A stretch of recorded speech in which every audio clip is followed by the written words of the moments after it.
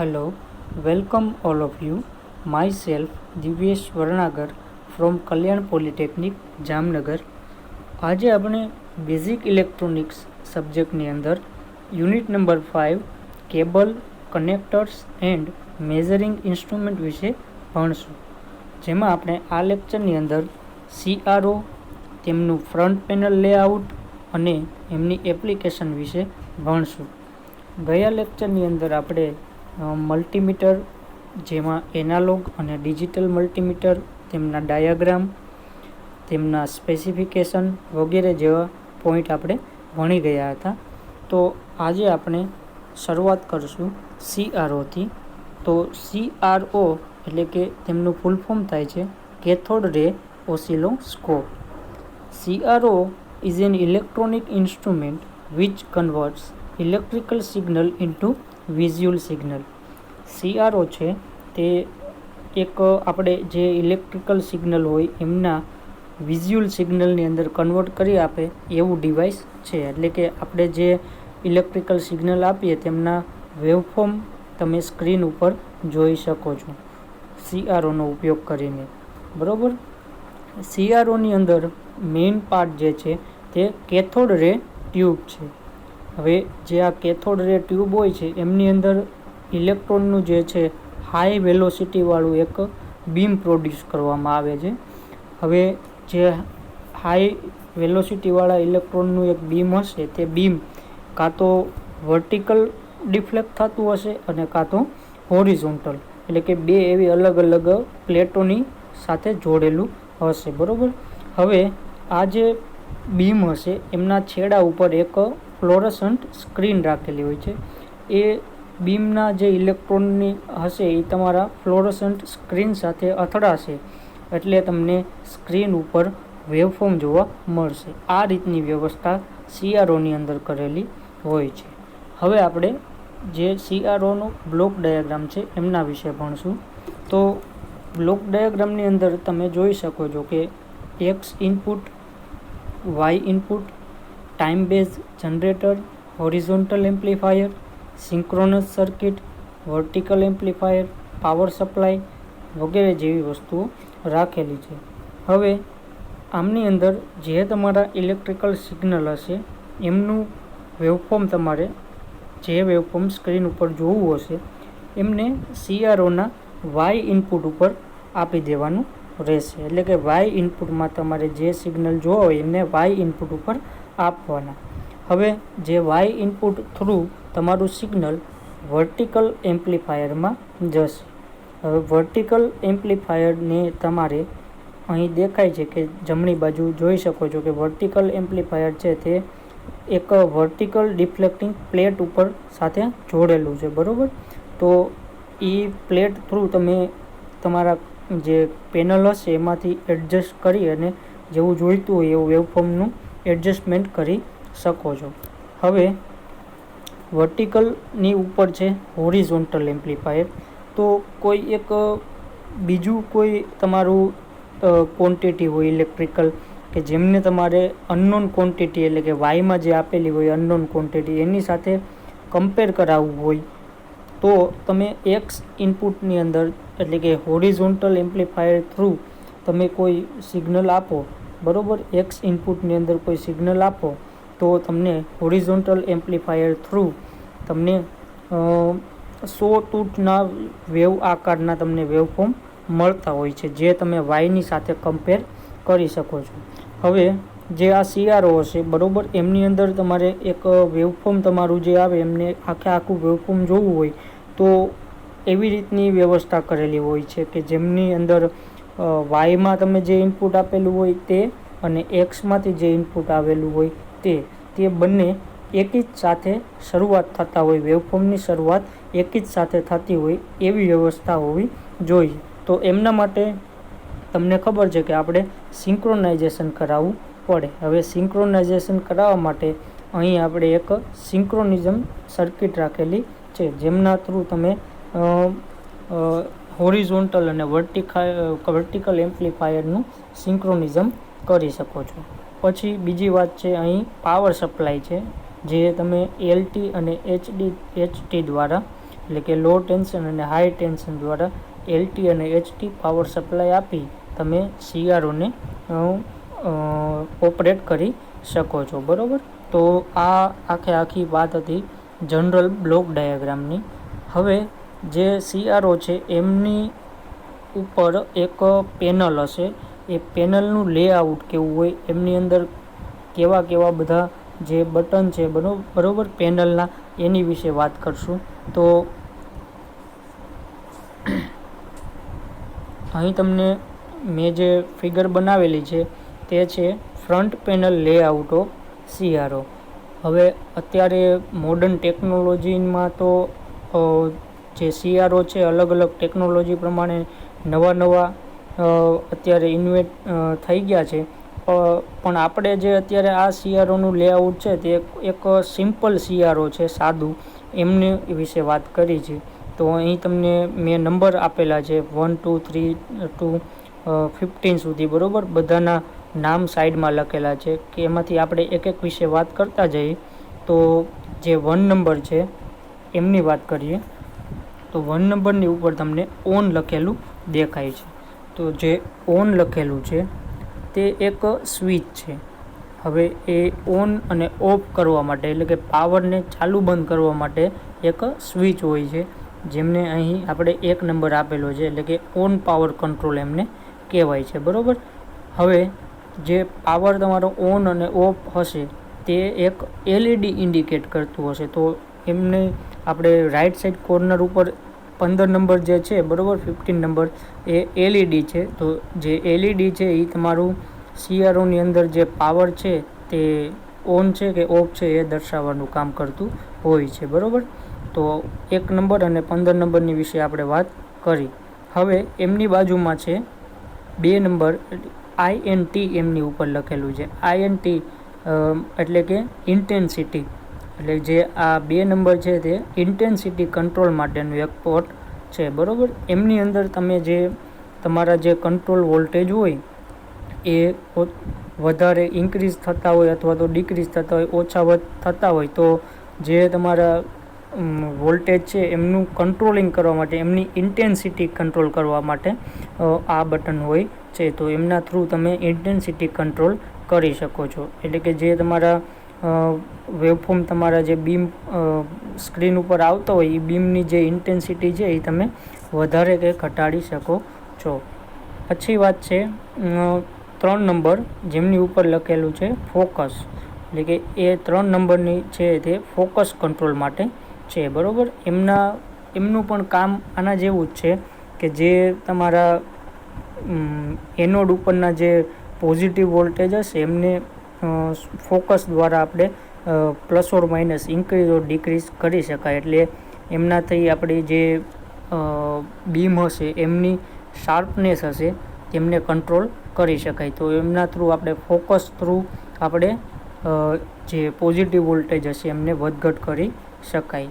Okay, પછી એમના પછી નીચે જે છે એ એમના હું નંબર આપતા ભૂલી ગયો છું, સોરી. તો તે વાય શિફ્ટ જે છે એમને 4 નંબર આપણે આપીએ છીએ. તો વાય શિફ્ટની વાત કરીએ તો જે આ વાય શિફ્ટ છે તો એમાં તમે જે તમારા વેવફોર્મ જે બીમ ઉપર મળેલા હશે એમને વેવફોર્મને તમે હોરિઝોન્ટલી તમે અપ કે ડાઉન એવી રીતના ખસેડી શકાય છે. બરાબર, તો એમની અંદર એક પ્લેટો રાખેલી હોય જે બરાબર DC વોલ્ટેજ દ્વારા કંટ્રોલ થતું હોય છે. એવી જ રીતના એક્સ શિફ્ટ છે. તો એક્સ શિફ્ટ એટલે કે તે હોરિઝોન્ટલ દિશાની અંદર તમે તમારા બીમના જે વેવફોર્મ હશે એમને ખસેડી શકાય છે. એટલે કે એમની અંદર પણ DC વોલ્ટેજ થ્રુ કંટ્રોલ થતો હશે. ઓકે, પછી 6 નંબર છે વાય ગેઇન.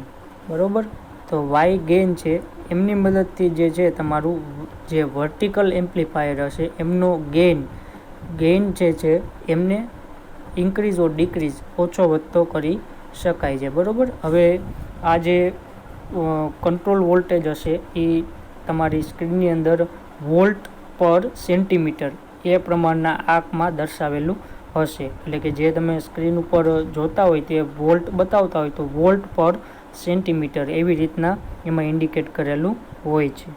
ઓકે, એમના પછી 7 નંબર છે ટાઈમ બેઝ. તો આ જે કંટ્રોલ છે ટાઈમ બેઝ, એમની મદદથી તમે તમારી ટાઈમ બેઝની ફ્રીક્વન્સીમાં ચેન્જીસ કરી શકો છો. ઓકે, એમના પછી છે 8 નંબર સિંક સિલેક્ટર. તો સિંક સિલેક્ટર છે એમની અંદર તમે જે તમારા સિગ્નલ હોય એને સિંક્રોનાઇઝેશન કરવું હોય એમની તમે સિલેક્શન કરવા માટે સિંક સિલેક્ટર રાખેલું છે. એમની અંદર તમે જોઈ શકો છો કે અલગ અલગ 3 કન્ડિશન છે.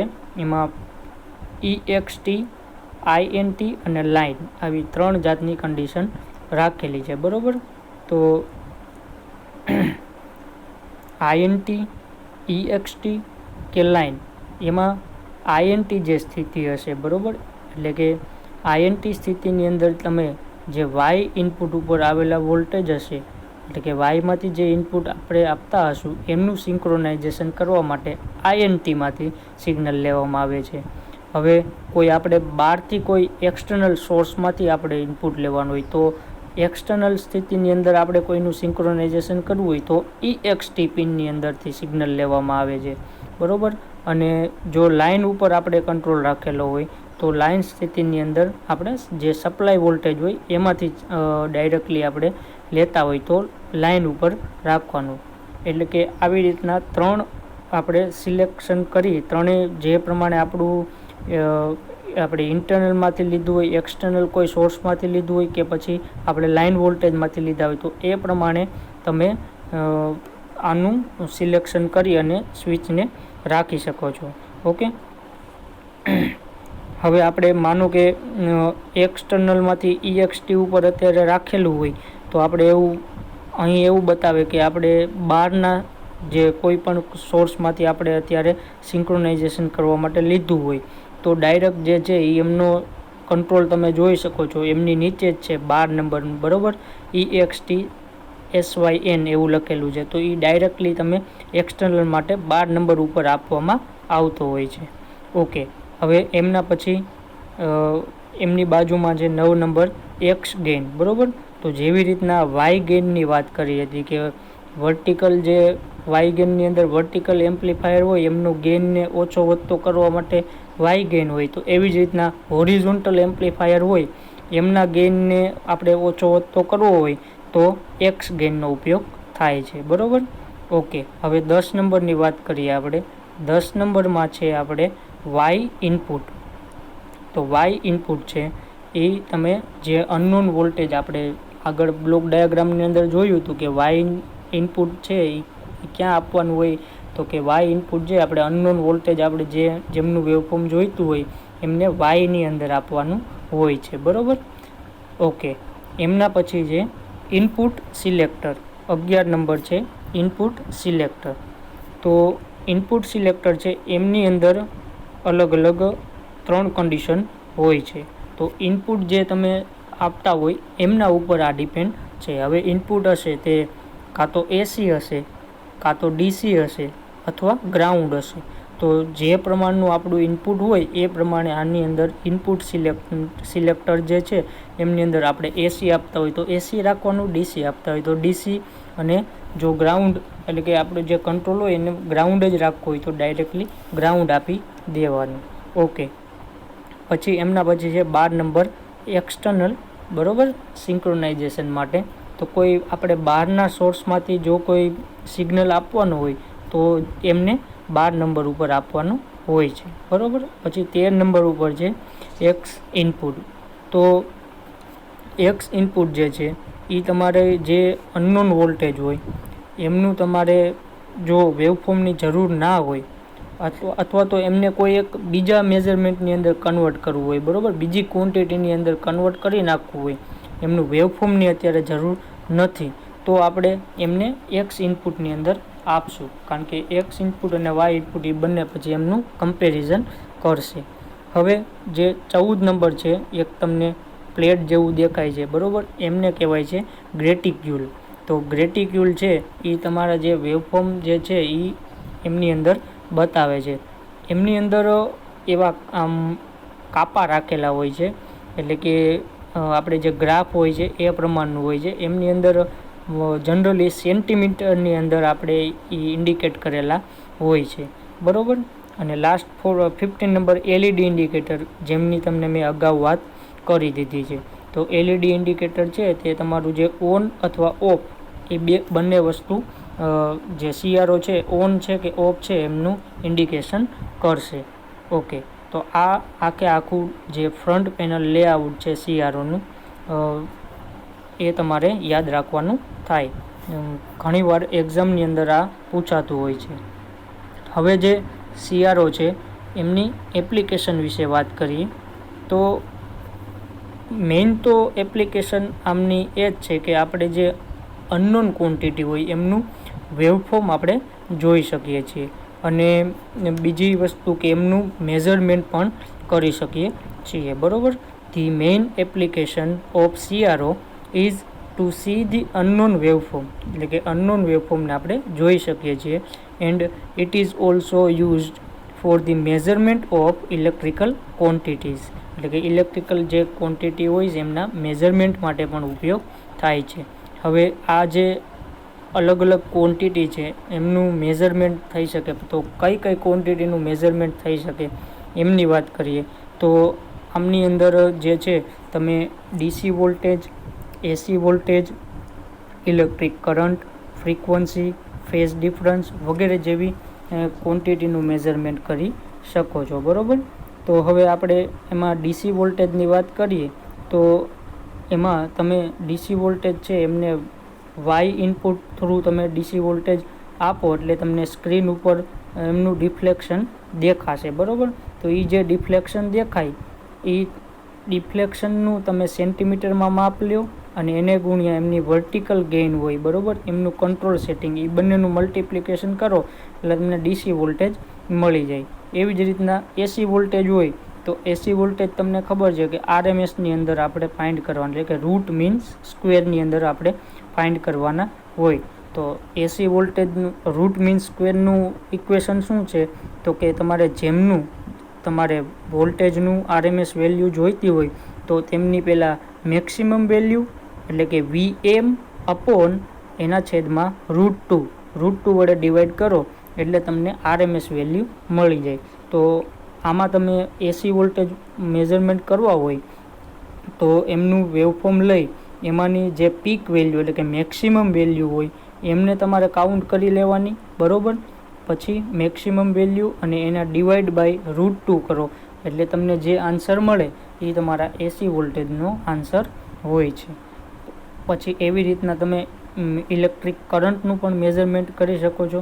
તો આમની અંદર એવું હોય છે કે જે તમારા અનનોન કરંટ હોય એમનું મેઝરમેન્ટ કરવું હોય એમને કોઈ એક સ્ટાન્ડર્ડ રેઝિસ્ટન્સમાંથી તમે પસાર કરવાનો રહે છે, બરાબર. તો જે ઓહમ્સ લો છે, બરાબર, એમના ઉપરથી તમને ખબર છે આઈ એટલે કે current I is equal to V upon R. તો તમે જે વોલ્ટેજ ડ્રોપ તમને ફાઇન્ડ થયો હોય તે અને જે સ્ટાન્ડર્ડ રેઝિસ્ટન્સમાંથી પસાર કર્યું હોય તે, તો વી અપોન આર કરો એટલે તમને આઈની વેલ્યુ એટલે કે કરંટની વેલ્યુ મળી જાય, બરાબર. પછી તમે કોઈ રેઝિસ્ટન્સની વેલ્યુ પણ એવી રીતના ફાઇન્ડ કરી શકો છો. પછી ફ્રીક્વન્સીની વેલ્યુ પણ તમે ફાઇન્ડ કરી શકો છો. ફ્રીક્વન્સીમાં પાછા બે રીતે પાછા ટાઈપ પડે છે. એક તો ફ્રીક્વન્સી છે તમે ટાઈમ પીરિયડ એટલે કે T is equal two 1/f આપણે ઇક્વેશન આગળ જોઈ ગયા છીએ.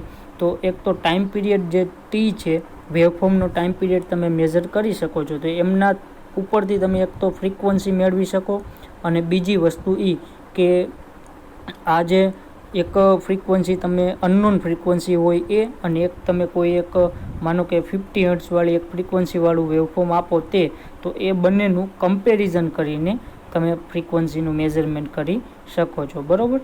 પછી તો એમના પછી લાસ્ટ વાત કરીએ measurement of phase difference end power factor. તો પાવર ફેક્ટર જે છે cos phi, બરાબર, cos phi પાવર ફેક્ટર છે અને ફેઝ ડિફરન્સ પર આપણે આગળ ભણી ગયા છીએ. હવે ફેઝ ડિફરન્સ આપણે માપવો હોય પછી તો એમના માટે પાવર ફેક્ટર cos phi છે, એમનું સૂત્ર phi is equal two sine inverse a upon b. તો sine inverse a upon b કરો એટલે cos phi તમને પાવર ફેક્ટર મળી જાય. જે પાવર ફેક્ટર હશે તે લેગિંગ, લીડિંગ અને યુનિટી આવી રીતના હોય છે. તો એમની અંદર એ અને બી એટલે કે હોરિઝોન્ટલ અને વર્ટિકલ એ બંનેની તમે વેલ્યુ ફાઇન્ડ કરી એમનું ડિવિઝન કરો. એ ડિવિઝન કરી એટલે તમને સાઇન ઇન્વર્સ એટલે કે સાઇન ઇન્વર્સની વેલ્યુ તમે થીટામાં મળી જશે. તો જે ડિગ્રીની અંદર મળશે એટલા ડિગ્રી ઉપરથી તમે કોસ ફાઈની અંદર એ ડિગ્રી મૂકી દેશો એટલે તમને કોઈક સમથિંગ વેલ્યુ મળશે, જેમના ઉપરથી તમે પાવર ફેક્ટર નક્કી કરી શકો છો. બરાબર. તો જનરલી આપણે આમની અંદરથી CROનો બ્લોક ડાયાગ્રામ, એમનું ફ્રન્ટ પેનલ લેઆઉટ છે, એમની અંદર કેવા કેવા જે બટનો હોય છે એ, અને એમનું વર્કિંગ શું છે તે, અને એપ્લિકેશન CROની કઈ કઈ છે, આ 3 વસ્તુ ખાસ આપણે યાદ રાખવાની થાય છે.